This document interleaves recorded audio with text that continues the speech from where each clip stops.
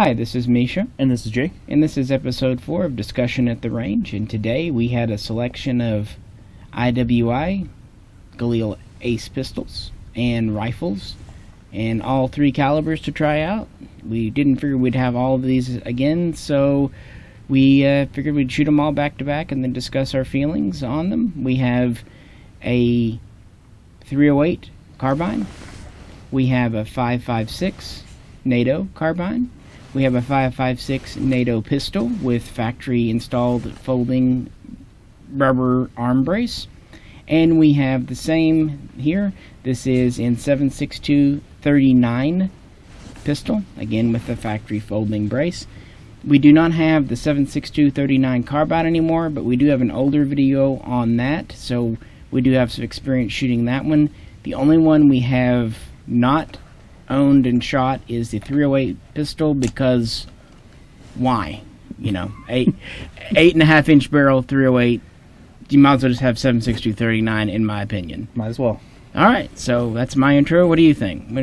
Well, a lot of these Discussion at the Range videos are us kind of having maybe some different opinions on a particular gun or series of guns. In this case, I think we're going to have some very similar opinions and overlapping opinions on a series of guns that we didn't really have necessarily an appreciation of whenever we first encountered them last year or so, right? Yeah, I mean, I've always liked the original Galil. Mm-hmm. I have had a couple of pre-bands, Magnum Research Action Arms. I've actually sold them all over the years because I think they're going for ridiculous money now.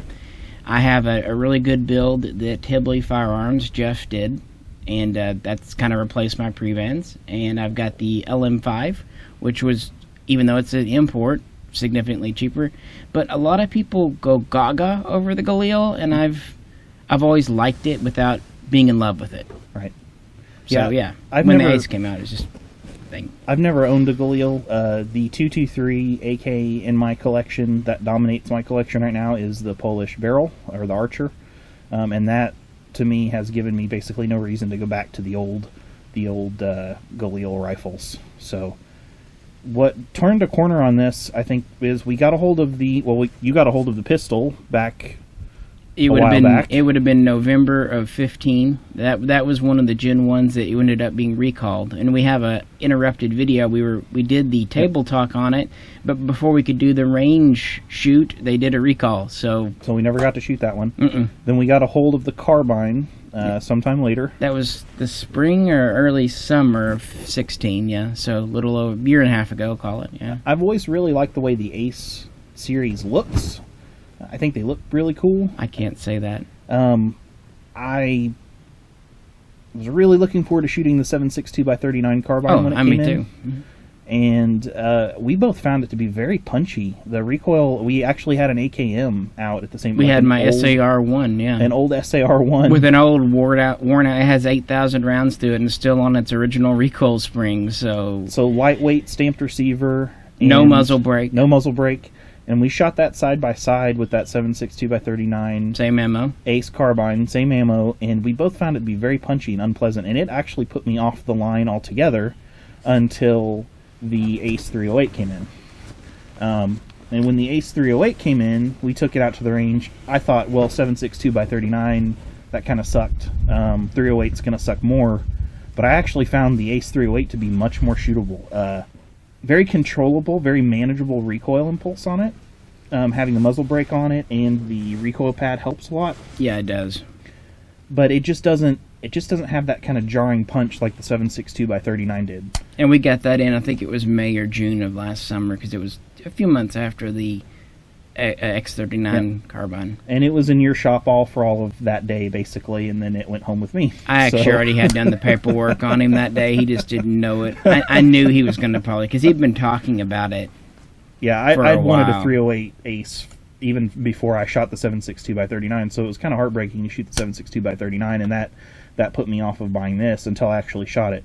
And from an accuracy standpoint, with Silver Bear ammunition, 148 grain, I believe, is what I was shooting out of it originally. And guys, we're going to see a lot of us shooting steel out of these. Yep. I know a lot of that gets to... Remember, these are AKs, at least at their core, so they should eat steel. Right.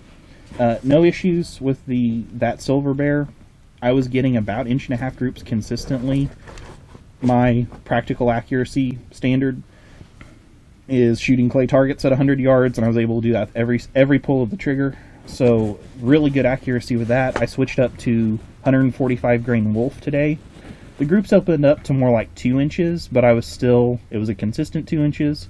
And then I was able, with this Primary Arms ACSS reticle cranked up to 6, I was able to consistently hit a 12-inch steel plate at 200 yards. So Battlefield accurate. Definitely. But, yeah, not as good. He was commenting quite a bit about how the Wolf just wasn't, up to snuff with the Silver Bear. The groups opened up quite a bit. But with the Silver Bear ammunition, I've heard that these favor a lighter ball. With the Silver Bear lighter ball, it seems like it's very, very accurate. I'm very pleased with the accuracy. The trigger is the same in all of these. I don't think we noticed any difference between the carbines and the pistols. It's all. They say it's the same trigger they put in their sniper guns.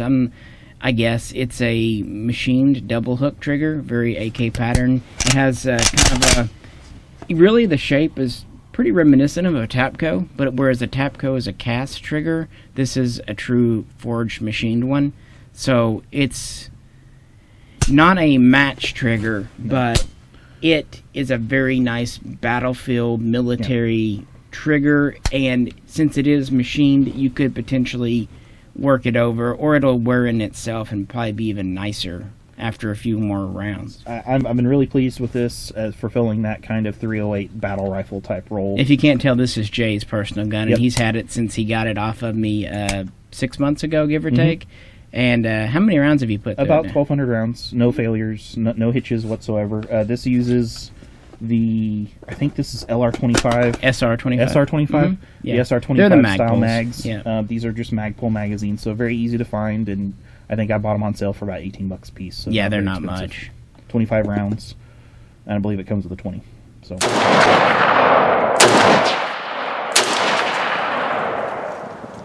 Just as a note, I had no idea you had a scope on this at the beginning. I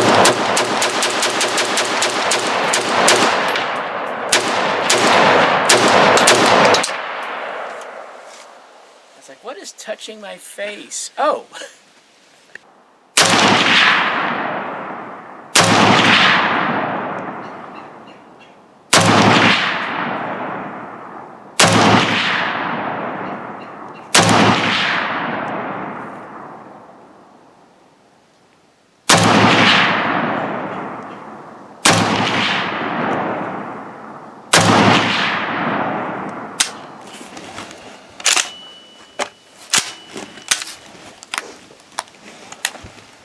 So yeah, we got to the 308s, and then of course, it seemed like IWI was intentionally releasing these in reverse order of what people wanted.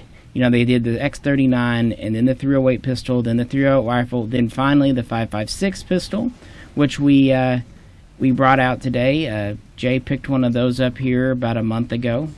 We ordered it in from Atlantic. Shameless plug for Blaine out there, who I've known for 12 years.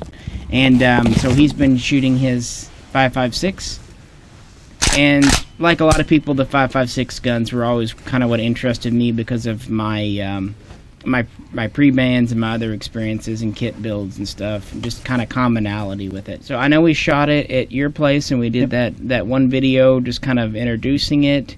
And how many rounds have you put through it now, you think? It's had about 200 rounds. 200? Yeah, so just getting broken in, really. Sure. Or just now maybe getting all that crayon Cosmoline out of it. Yep. That's an interesting thing about these is everyone that we've handled, particularly the pistols that have come in, have this crayon-smelling Cosmoline that is super sticky. It gets everything on it. It's gross. It's real gross. But hey, man, at least they're preserved, right? Yeah, there's no rust. I mean, between that and the paint finish that's on these, and the park under that, hey, at least they're trying to keep these guns. They do. They all come in looking very good, very straight, even.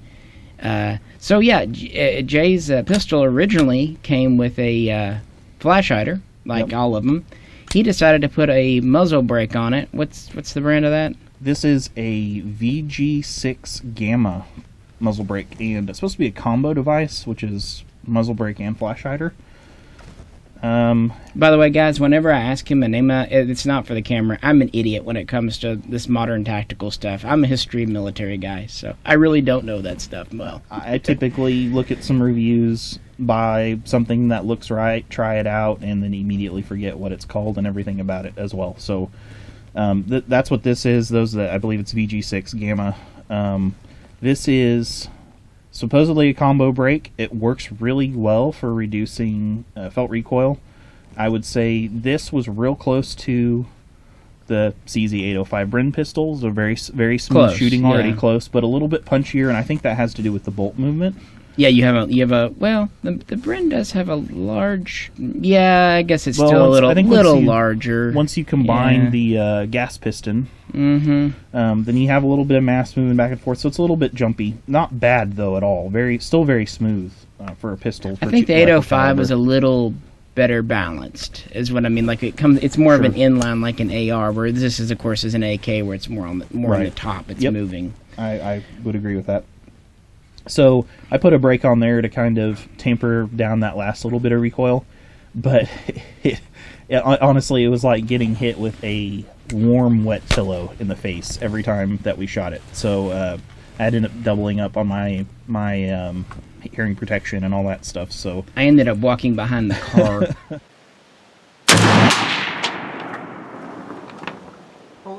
Okay, I'm behind your car, so if it's bad over here, then we know it's bad.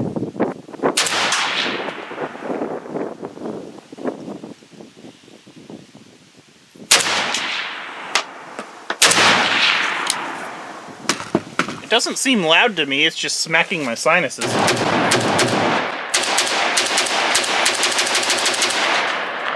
Hand's getting warm. Yeah, that muscle brake will warm you up real quick. Oh yeah. It was pretty rough. I'm going to put another flash hider back on it.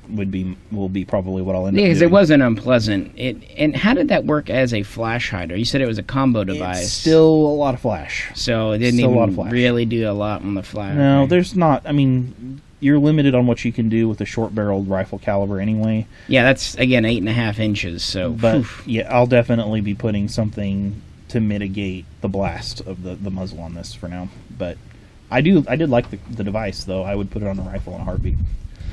well, when he was, we were actually down here at the range when he ordered that 5.56 from Atlantic, the wonders of cell phones and modern buying, and they had the carbine, and I almost stuck the carbine on the order too, but I thought, no, I'm not going to do it. Well, after getting that pistol in and shooting it at his place, just briefly, only 100 rounds or so, maybe, I guess it's about 60, about 3 boxes. I liked it enough that about a week later I broke down and ordered the carbine from Atlantic, and it actually came in yesterday, so just in the nick of the time for this range session. Again, I'm going to shamelessly plug Atlantic. I told them, hey, I really could use this before Friday, and they got it here. And they were in the middle of, I think, an ATF audit. They weren't doing anything wrong. It's just the ATF likes to visit us dealers and say hello. But so they were occupied, and they still got it out on time. And the reason I'm mentioning it is this day and age, it seems like the business is getting very corporatized, and people are no longer customers by names. They're just customers by numbers. So anytime I find a smaller business that treats people like people and knows their name and does custom little things for their orders, it really impresses me. And by far, Atlantic is not the only one. But I'm just so tired of calling up my distributors and just giving them an order number and them not. I mean, we're not even talking in words anymore. It's all just numbers, and I think it's really cool. So they got the carbine out, and we got it out today and put our first rounds to it. It's very comparable to the pistol as far as the recoil impulse, the smoothness of the action, just the overall feel of these. All of these really is just very solid feel. I mean, they aren't the cheapest guns, but they feel their price tag. I mean, they feel like a very solid, well built. They feel like a tank. They're sturdy. No, like nothing moves. The handguards don't move. Even these folding braces that you see me move, they're very solid for being a brace. Mags fit in without really any play at all. triggers are good, but at the same time they're very smooth. Like Yes. the bolts and everything. Everything's very smooth. It's not stiff. It's not gritty. It's smooth but solid. Yep. So I would agree with that. And I would say, obviously I can't say much to the accuracy of the carbine. What would you say about accuracy versus your pistol? So shooting the carbine with iron sights, and I shot the pistols with iron sights as well. The only one that's scoped or has an optic on it at all is the 308. The accuracy of the carbine was, with the ammo we were shooting, it's about 2-inch groups, which is exactly what I would expect out of this style of rifle. And that's again with what ammo were you shooting? I was shooting soft point, Wolf, WPA Wolf, whatever the lightest grain is that they've got. So decidedly not match grade accurate. I would expect that those groups to tighten up a little bit. I will say that even with iron sights, well, let me back up a little bit. The sights on all of these are awesome. They have tritium inserts, front and back, front and rear and front. They're very easily adjustable, and of course the rear aperture flips. I like the sights well enough on the pistol to decide to not run it with any type of red dot or anything like I normally would with a pistol. I'll just run it with the stock optics.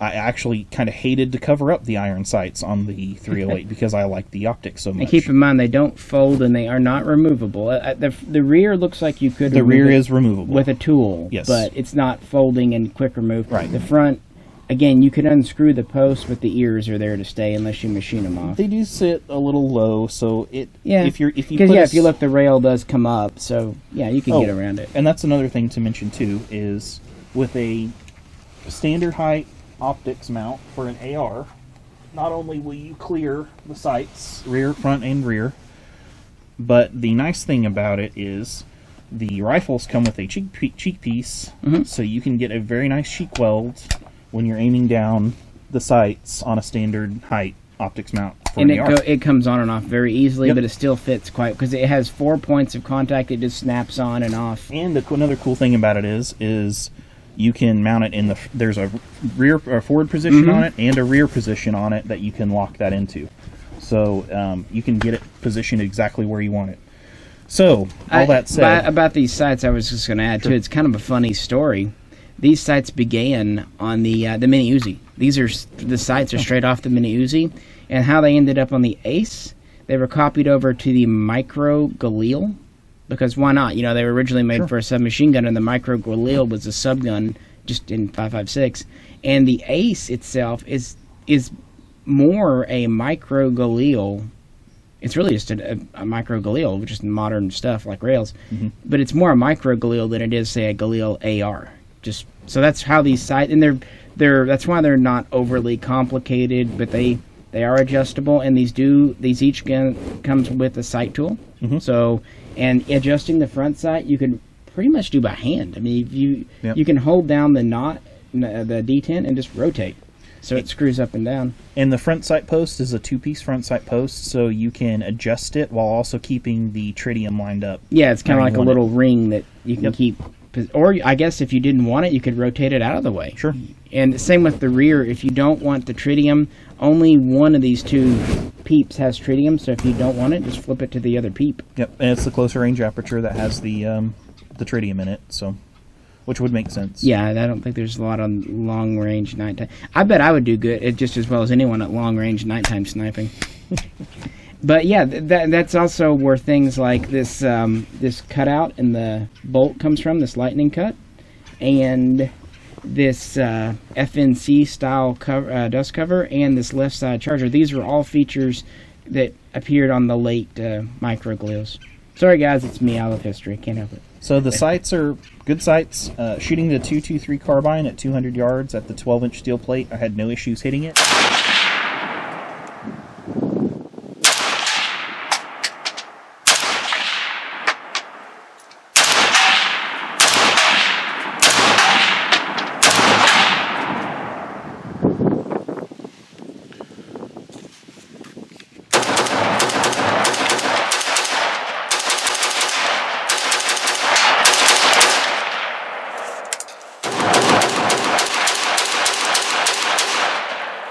Front sight post is pretty thick, but it does taper to a point. So the 12-inch plate at 200 yards, basically the tip of the front sight post just covered the plate. And once I figured out where I was hitting with that, I was able to hit it consistently. Now with the scoped 308, I had absolutely no issues hitting the steel plate pretty much every shot. So, and replacing the front sight, if someone made an aftermarket or if you bought a spare and just filed it down manually, is super easy. These just screw in, so you could potentially have different front sight post diameters if you needed it. Yep. But so yeah, we have shot all these now. Obviously, we don't have a lot of trigger time with the carbine. Oh, one other thing to mention about the 5.56s that they have that the others do not is the bolt hold open. And I really like where the release control's at. I think it's ergonomically very nicely placed, and it's a very simple and robust, if you look inside one of these, very robust bolt hold open system. I don't see it breaking under normal use ever. And it's in a very ergonomic position to where you can reach up and push it down with your trigger finger. Yeah, and by the way, we talked about the 308 mags, but the 5.56s all feed from standard AR-15 mags, and the X39s, of course, feed from AK mags. I brought out some of these new Polish WBP mags to try them today, and these and a few other guns, and they work great. They fit tight, but not too tight, and of course, these are rock in. The other ones are straight in on the 223 and 308s, but. So yeah, all of these guns take as common of a mag as they could find for each caliber. So we brought basically the entire caliber family out today. Yep.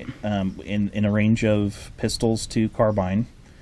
We definitely wanted to give the 7.62 by 39 pistol its own shake this time, since we've shot the carbine before and didn't have a chance to shoot the pistol before. And our impressions on the 7.62 by 39 carbine were a little negative based on, like I said, the felt recoil of it. What did you think of the pistol?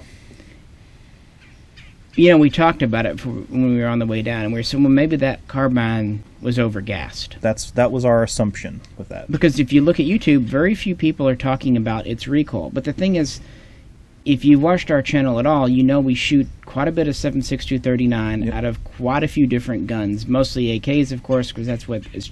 But anything, we've pretty much shot. So we're pretty accustomed to how that feels. And we thought, especially for as heavy as a Galil is, I wouldn't say these are pigs, but they're bumping 8 pounds, to have that kind of felt recoil was ridiculous. And we thought, well, maybe it was a fluke. So that's why we give another chance with this pistol. And again, we think it's a little punchy. Not as punchy as the carbine, I'd say. But you have a shorter barrel.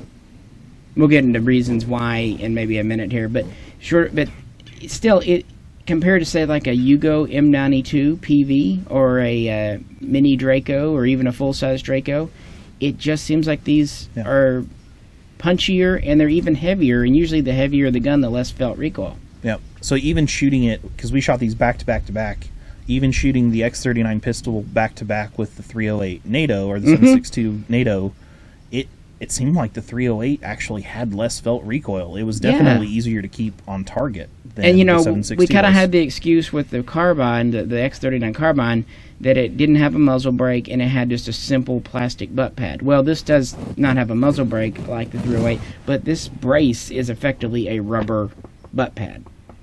So even with that rubber pad, I wouldn't say it's to the point of being unpleasant, but it is a little jumpy, more than it needs to be. It was very difficult with aim shots to keep the muzzle. I was having to constantly adjust to keep the muzzle on target.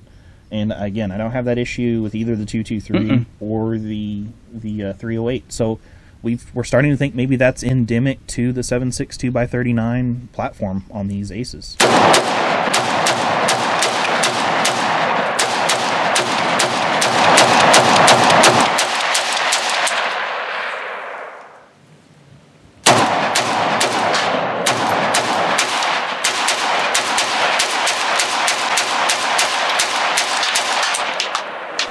I think it's because these are intentionally over-gassed, just a smidge.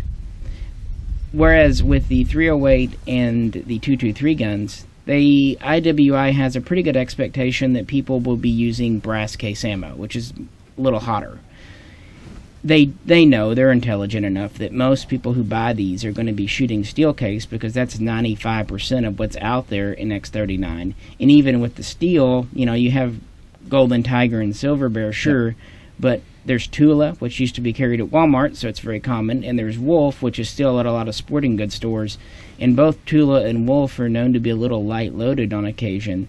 So I have a feeling that they sacrificed a little bit of comfort in shooting these to have a larger gas port to ensure good cycling reliability. That's the only thing that I can assume, because, again, we've shot these back-to-back with standard stamped AKMs that come in lighter, and those don't recoil nearly as much. So, and it's not an unpleasant. No, it's thing. not like it's battering your shoulder. It's No. more, it's just jumping around. Right. It's not so much the beating on you. It's just the muzzle wants to flip and rise, and it just wants to rock and roll a little more. Yep.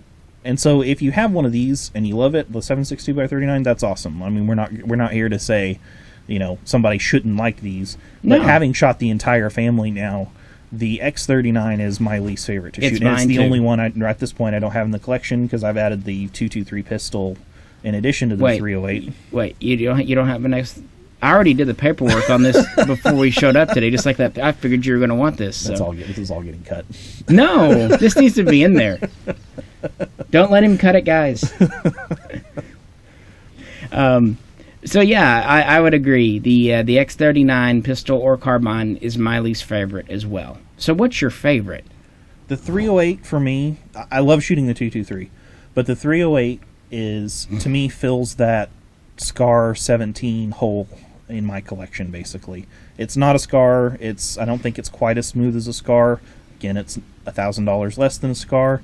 But as far as being a high-end 308 that's really exceptionally accurate, I find the 308 to do basically everything I need it to do for a 308, and it is a pleasure to shoot. It's a ton of fun. And 308 carbine. The 308 carbine. I've not shot the pistol. Yeah. Again, why? Why? Yeah. I am going to have to go. If I could shoot for accuracy, I believe I would go with 308 as well, but since it's not really within my scope, I'm going to go with the 5.56 carbine. I find the 5.56 pistol to also be pleasant, but I never have been a huge fan of crank type guns. I mean, I don't hate them, but I've always kind of liked rifles more. So with it being equal and the price pretty much being the same, I'm going to go with the 5.56 carbine. I will probably be logging that out to myself and throwing it in the collection. I figure it'll keep my ARM and my LM5 company. It's, I don't know, kind of seems a natural progression of that same series. I do wish the carbines had the 18-inch barrel, not the 16, but c'est la vie. Most of your pre-bands from the 80s had 16s as well. Only the early 18s did. Well, before we go, we thought we would kind of talk about where the Ace stands with its competition in the market as of November of 2017. Yep. So let's start with the X39 since it came first. Obviously, its biggest competitions would be AKs. There's not really much else out there chambered for X39.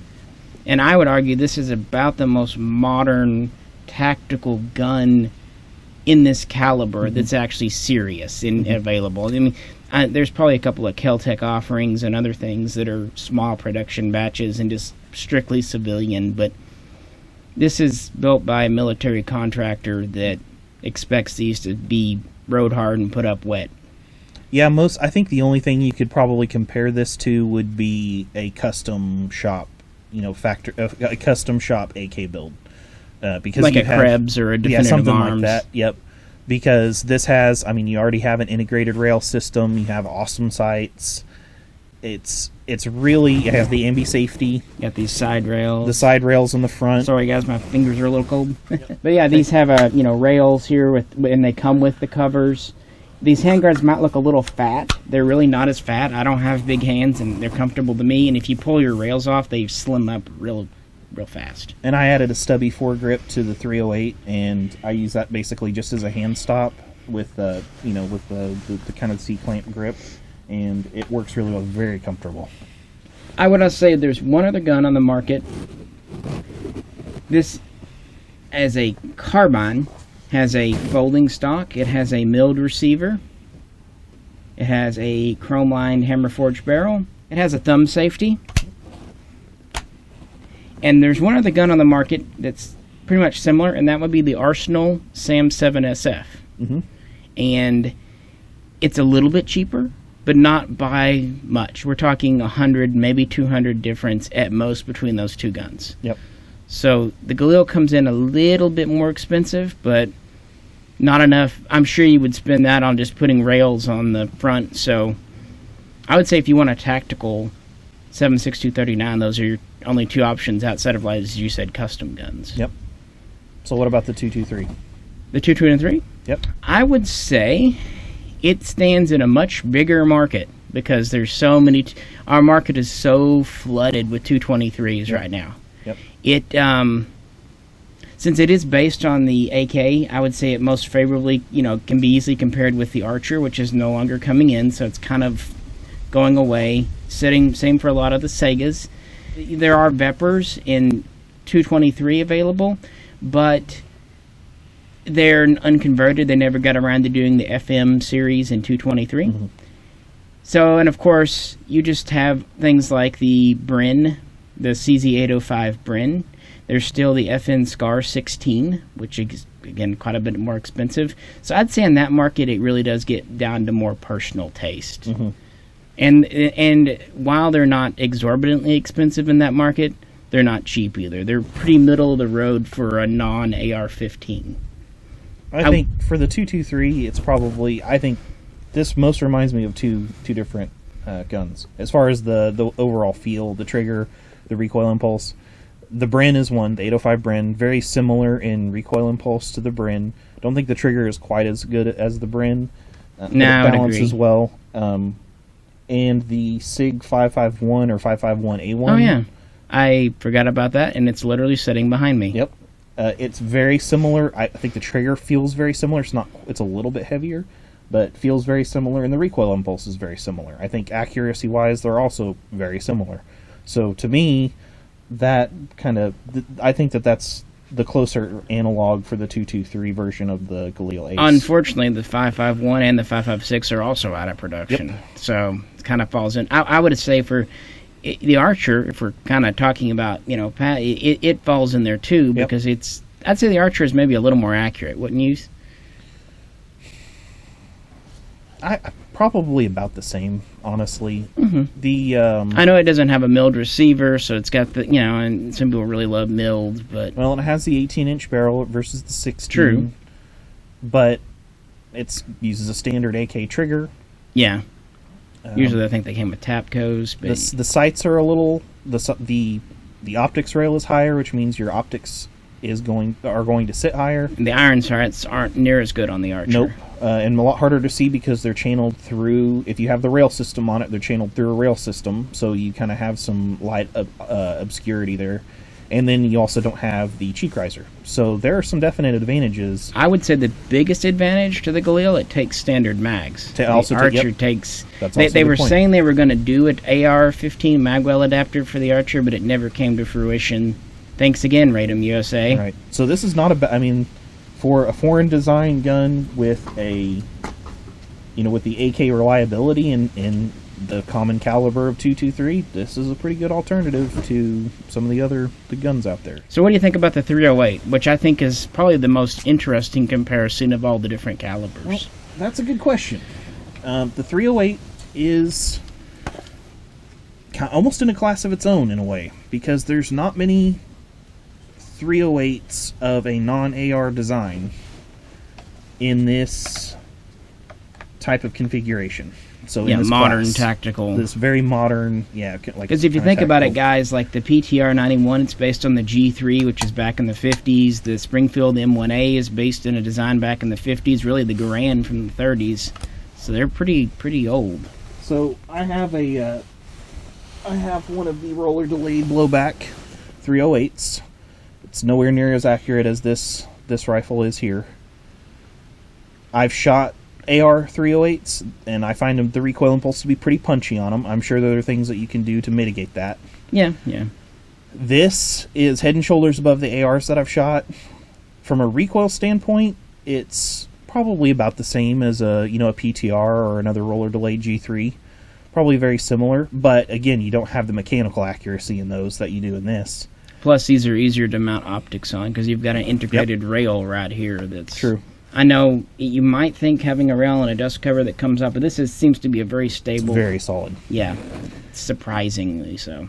So, it really, the closest comparison I would make to it would be the Scar, the Scar 17S, and good luck finding one of those for $1,900. Yeah. And these days the 308s have really dropped down to $1,799 a lot of places. The Aces, excuse me. The Aces, yeah. Yeah, the Scars are still $2,500 plus. Even used, they still are well over $2,000. Yeah, I'm mostly seeing them in the $2,800 range. Yeah, and these take standard SR25 mags. The Scar takes extremely expensive proprietary and not even very good FN mags.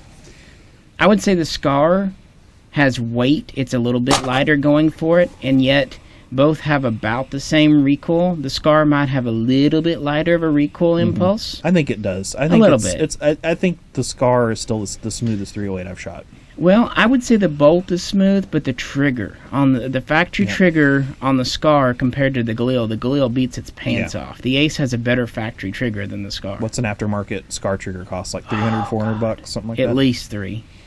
And there's been a lot of things about the stocks or needing to replace the lowers with different. There's most people who buy a Scar 17 end up putting a couple of $1,000s in it to get it where they want it. Right. Whereas I don't know what you could really do to the Galil. It's pretty good to go out of the box.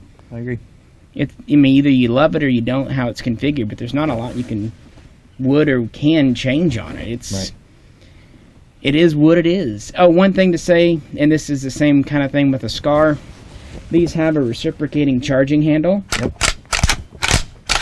Which doesn't bug us at all. But some people really don't like reciprocating charging handles. One neat thing, the slot is always covered up by this dust cover.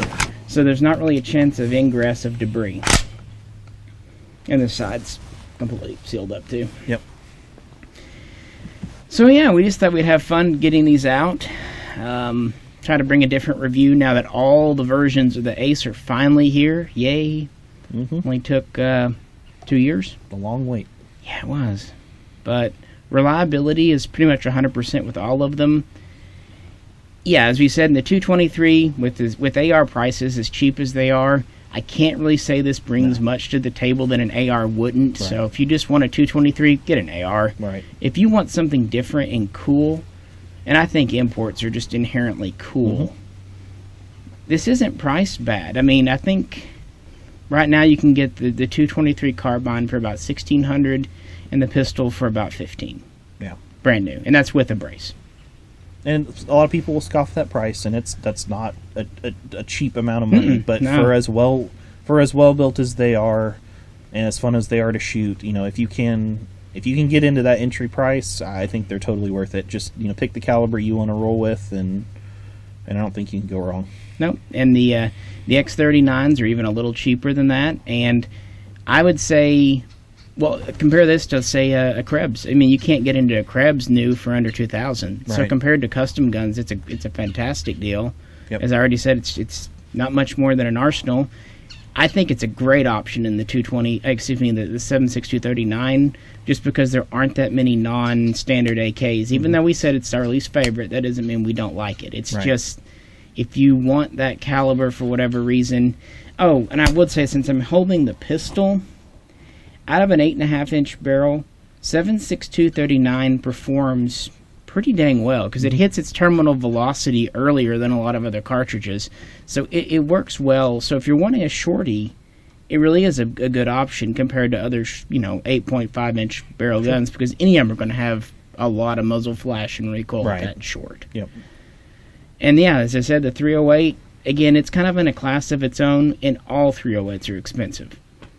All very high quality 308s. I mean, you could even say the cheap ones. You can, if you make you could make a case for like the Century C308s or whatever. But to me, again, the accuracy potential on those are just not there, really. Yeah, well, let's say this.